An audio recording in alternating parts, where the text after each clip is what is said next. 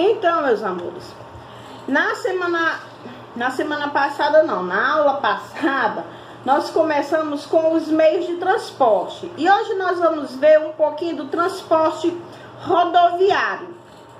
Então, nós vamos deixar para ver cada transporte por aula.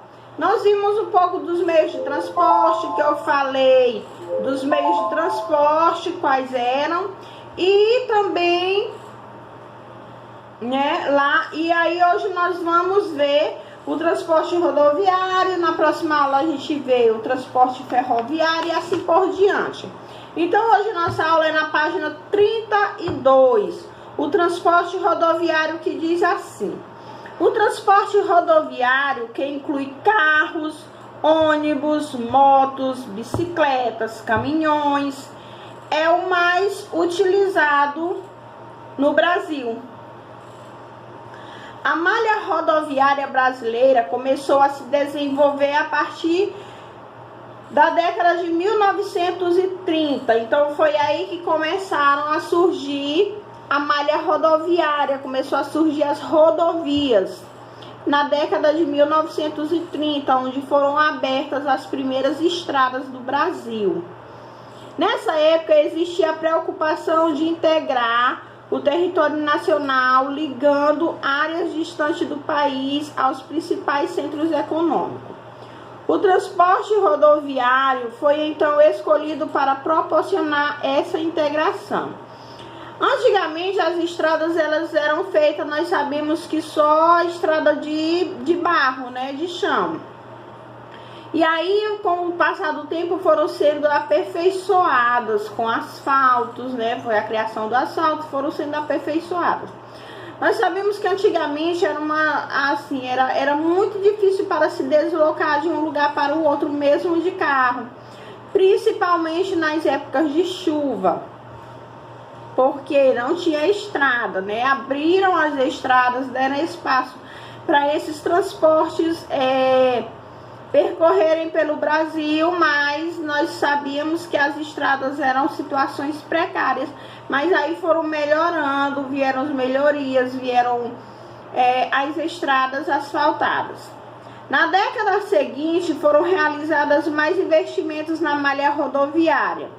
Isso contribui para que o transporte rodoviário se tornasse o principal do país. Foi aí onde entrou o asfalto, que seria asfaltada todas as estradas, né, do Brasil, as principais, que era para ser o quê? Para a rodoviária, o transporte rodoviário ser o principal do Brasil. Então, o transporte rodoviário seria o quê? Os carros, os caminhões, ônibus, seria o principal do Brasil. É tanto que as pessoas eles só se deslocavam mais de um estado para o outro de quê? De ônibus, né? Ou antigamente também era o bonde, não era nem ônibus, era o bonde. E aí as pessoas se deslocavam de um estado para o outro através de ônibus, né? De carros. Não existia muito essa questão do avião, né? Com o tempo, com o passar do tempo, foi que foram surgindo os transportes aéreos.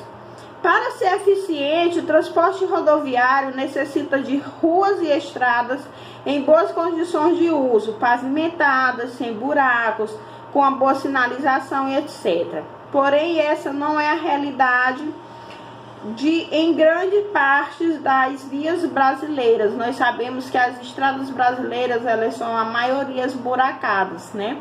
Principalmente aqui os estados do Maranhão, Pará, tem muita estrada ruim, né? Mas o Maranhão mesmo, eu creio que está em primeiro lugar de estrada ruim, esburacada mesmo, até porque é assim uma calamidade pública as estradas do nosso Maranhão. Estradas muito ruins mesmo, todo lugar que você vai dentro do Maranhão, as estradas são precárias. Então, mas para que isso fosse eficiente, as estradas seriam ótimas, né? Se nós tivéssemos estradas boas, né, a procura de avião com certeza seria bem menor, porque o preço das passagens seria menor do que do avião, então seria gastos menores e as pessoas optavam que para economizar, mas aí, como a estrada não ajuda, as pessoas optam por gastar mais caro, optando por um transporte aéreo, que são os aviões, optando por uma passagem mais cara. O outro problema relacionado ao transporte rodoviário é a emissão de gases poluentes, que prejudicam o meio ambiente. Nós sabemos que esses gases poluentes aí são o maior, né, prejudica o maior número, né, do meio ambiente, que está aí prejudicando demais o meio ambiente, e a poluição dos gases, né, que são soltados pelos canos de descargas dos carros. Então é isso, meus amores, a nossa aulinha de hoje de geografia foi essa. Para vocês tem somente a segunda questão da página 32. Vocês podem até estar fazendo lá junto com a primeira questão e colocando, para não ficar gastando muita folha do caderno, pode estar colocando lá com aquela primeira questão e me enviando dizendo assim: tia, a segunda questão da página 32, só isso, só coloquem a segunda questão, página 32 e respondam. Tenham todos um bom dia e um beijo no coração.